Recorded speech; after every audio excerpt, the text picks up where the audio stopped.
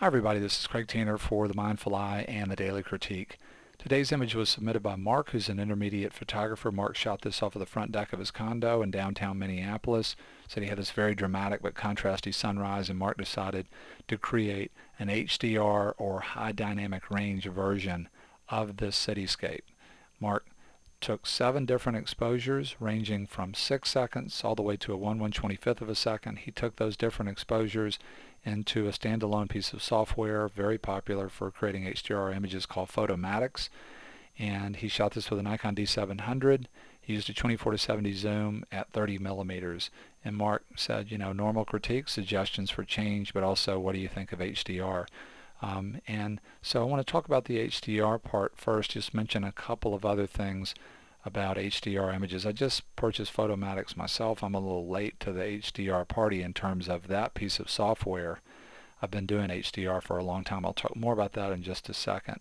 Mark has done the work here in the classical way, which is shooting a series of exposures bracketed and then blending those, but Photomatics will also take one shot that's potentially either very contrasty, too contrasty, or let's say very flat, and using something called tone mapping will create an image that has a longer dynamic range. And the other neat thing about this kind of HDR is with the tone mapping, you would think that if you got this super dynamic range, you got detail everywhere, the image would flatten out, but with the tone mapping you get local value and color contrast back. What do I think about HDR? I think it's amazing. I think it's one of the most amazing things about the idea of digital capture and blending exposures. When I said I've been into it for a long time, when I got my first digital camera, I was shooting a ton of commercial work still, and I did a lot of architectural interior work in my specialty, which was property. And I quickly fell in love with the idea of manual HDRs in Photoshop because it got me out of the business of having to tear my hair out over doing very, very complicated lighting setups to create the same effect, which is in an interior, to bring the light up inside to help to balance with the light outside without making it look like you've added a ton of light to the inside.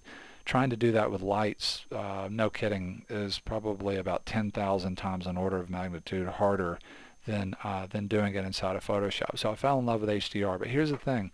We can use HDR to sort of create a look that matches the tradition of a certain genre of photography like I was doing. So I was using HDR to match what I used to do with lighting, and it fit very tightly within a tradition of daytime interiors where you let the windows blow out a little bit but you still have some detail there, and then the inside's a little darker and moodier but good detail there. That's sort of the classic look.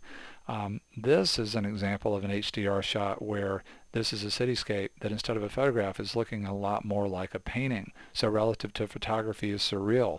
And what do I think about that? I just think that we have to accept as artists that when we start to present things that are in a certain context that start to challenge the quote-unquote either tradition or believability of the thing in that context, then we may have some people that just tune out.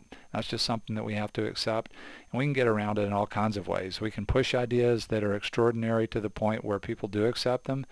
That's tough to do, but if you're fearless, you can do it. And you also can present shots like this in a context where it's obvious what's happening. There could be a whole show of HDR images printed on watercolor paper where you're pushing photography more and more towards something that looks like a painting. So to me, it's a lot about context. So let's just now look at the image. And in some respects just forget about the HDR part. Love the color. I love exciting color, and boy does this image have it. Love the moment. One of the things right away about this image is it makes you think of sort of one or two very evocative archetypes, either the storm that's clearing over the city or the sort of impending doom, the storm that's coming. Real beautiful color. One of my favorite complementary color pairs, blue and orange.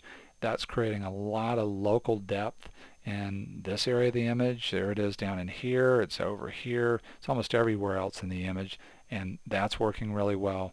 Real powerful movement on one of the major diagonals, one of the most basic elements of visual design that you can work with. Just working one of the major diagonals in your shot can be very powerful. We have a real strong sense of that here, and I love these kinds of shots, whether they're HDR or not, of twilight, where you've got a mixture of daylight coming in with man-made lights. You get a lot of exciting color, exciting contrast.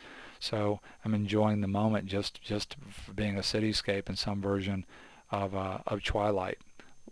This is a real dramatic image. Boy, this thing really gets my attention, and there's a lot of detail and a lot of places to move around. An image that's really exciting to me. When I started to think about perfect world improvement for the image, coming back to the HDR part real quick and just sort of the work that's been done, this would be an area, if I was just okay with this kind of